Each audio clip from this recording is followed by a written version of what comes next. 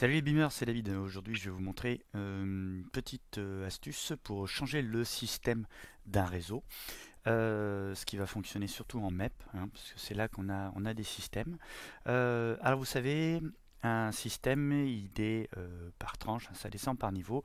Vous avez tout d'abord la classification de système. Donc là, c'est des choses qui sont inscrites en dur dans Revit, donc vous ne pouvez pas ajouter ou supprimer de classification de système.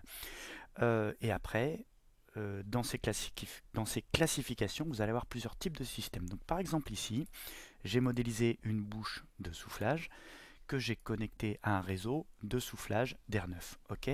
Donc là, si je m'aperçois que je me suis trompé de système de soufflage, donc je suis bien en classification système soufflage, mais par contre je voulais mettre de l'air soufflé et non pas de l'air neuf. Là, il n'y a pas de problème. Et ça change non seulement la couleur de mon terminal, mais aussi la couleur de mon réseau. Vice versa.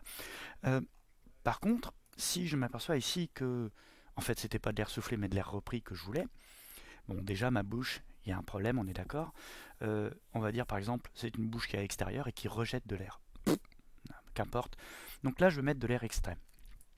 Donc il y a deux solutions. La plus connue, c'est effectivement de se déconnecter de tous les terminaux.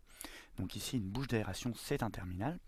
Donc ici je vais retrouver la possibilité de basculer d'une classification de système soufflage, je vais pouvoir passer en reprise, ou je vais pouvoir passer en, qu'est-ce que je vais avoir, VMC, donc c'est extraction. Voilà.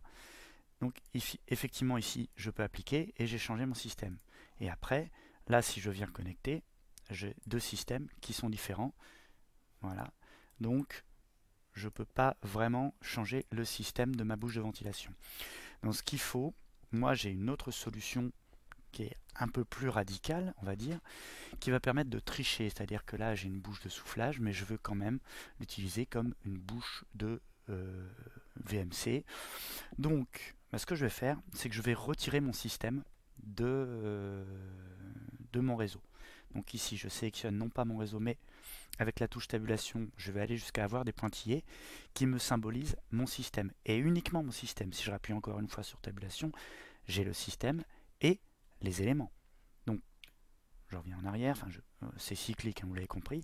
Donc je rappuie sur tabulation. Voilà, là j'ai uniquement mon système. Je supprime mon système. Donc d'abord je le sélectionne en cliquant avec la souris dessus. Donc je recommence. Hop, là je clique.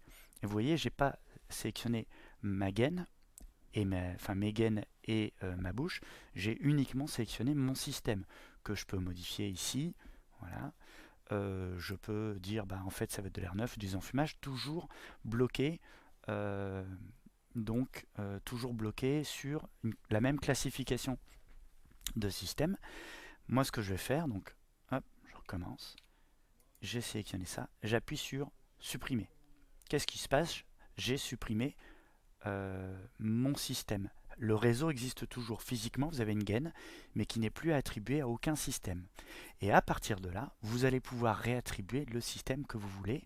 Donc il suffit de reprendre un morceau de gaine sur lequel vous allez avoir le bon système. Donc là par exemple je vais passer en VMC. Hop, et je vais me connecter sur mon réseau qui était neutre en fait. Et donc du coup, par connexion, je vais réattribuer le système que je veux. Voilà. Et là donc du coup, j'ai basculé donc cette bouche de soufflage est connecté à une VMC, un système d'extraction d'air. Donc j'ai un peu triché avec Revit, mais voilà, ça permet de solutionner quelques problèmes. Voilà, à bientôt pour un prochain tuto.